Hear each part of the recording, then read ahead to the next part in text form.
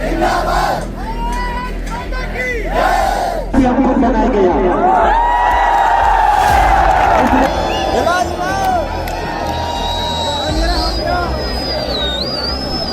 प्रदेश लोक सेवा आयोग यानी एमपीपीएससी के बाहर हुआ ये महाआंदोलन पीएससी का उम्मीदवार शायद ही कभी भूल पाए। इस आंदोलन को आज यानी 18 दिसंबर को एक साल पूरा हो गया। 18 दिसंबर 2024 से 4 दिन और रात हजारों उम्मीदवारों का महाआंदोलन हुआ।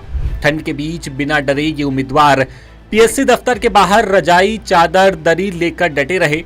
नेशनल एजुकेटेड यूथ यूनियन यानी एनईवायू के बैनर तले हुआ यह आंदोलन 22 दिसंबर को खत्म हुआ और वो भी तब जब प्रदेश के मुख्यमंत्री डॉक्टर मोहन यादव आंदोलन कर रहे युवाओं से मिलने को तैयार हुए और उन्हें मिलने के लिए भोपाल बुलाया।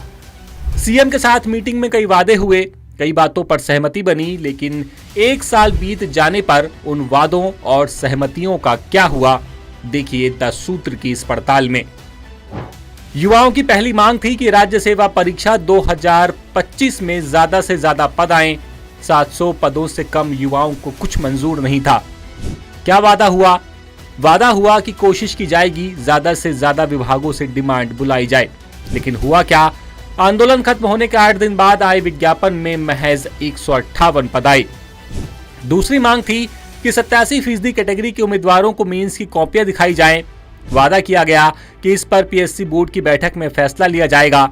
लेकिन हुआ क्या कि मामला वहीं के वहीं है। इस पर कोई चर्चा तक आयोग के अंदर नहीं हुई।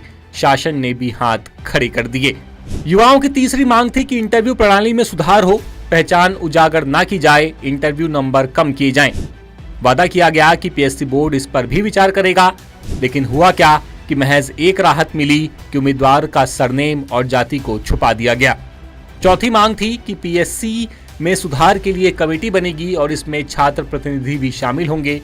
कमेटी सभी राज्य आयोग के नियमों को देखेगी। वादा किया गया कि पीएससी बोर्ड इसे देखेगा। लेकिन हुआ क्या? कुछ नहीं। पांचवी मांग थी कि सरकार भर्ती प्रक्रिया में सुधार के लिए पोर्टल बनाएगी और इसमें छात्रों से भी सुझाव लिए जाएंगे। सरकार ने वादा किया कि इस पर काम करेगी। लेकिन हुआ क्या? पोर्टल तो नहीं बना, लेकिन सीएम डॉक्टर मोहन यादव भर्ती सिस्टम को सुधारने की कई बार बात कर चुके हैं और यूपीएससी की तर्ज पर सिंगल एग्जाम सिस्टम के लिए काम हो रहा है। भले ही उम्मीदवारों और आंदोलनकारियों को पीएससी दफ्तर के बाहर से हटाने के कई वादे हुए और खुद सीएम से मुलाकात कर आश्वासन दिया गया, लेकिन जब 31 दिसंबर 2024 को भर्ती विज्ञापन आया तो राज्य सेवा परीक्षा 2025 के लिए महज 158 पद आए। इसके बाद नए आंदोलन की फिर से रूपरेखा बनने लगी। भनक सरकार को हुई और 1 जनवरी की सुबह ही आंदोलनकारी राधे जाट और रणजीत को उठा लिया गया। इन पर प्रतिबंधात्मक धाराओं में एक के बाद एक कई केस लादे गए और जेल भेज दिया गया।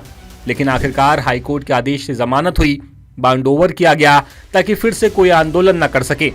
सरकार ने पीएससी के बाहर फिर किसी आंदोलनकारी को जमा नहीं होने दिया। बाद में ये बात भी सामने आई कि शुरू में ही अगर यानी 18 दिसंबर को ही आंदोलन रोक देते तो इतनी भद्द न पिटती, क्योंकि इस महाआंदोलन को जब 10 सूत्र ने कवरेज किया तो इसकी बात पूरे देश में उठी। देश विदेश के मीडिया ने इसे कवर किया और इसके बाद यह आंदोलन पूरे देश में चर्चा का विषय बन गया। लेकिन फिलहाल युवा सरकार से उसके किए गए वादों को पूरा करने की मांग कर रहे हैं। इंदौर से ब्यूरो चीफ संजय गुप्ता की रिपोर्ट। मध्य प्रदेश, छत्तीसगढ़ और राजस्थान की सरकार के 2 साल पूरे होने पर 10 सूत्र कर रहा mega digital survey Manmath. Description box में दिए लिंक्स पर क्लिक कर बताएं अपनी राय। लीजिए सर्वे में हिस्सा। बताइए 2 साल में कितनी असरदार रही आपकी सरकार।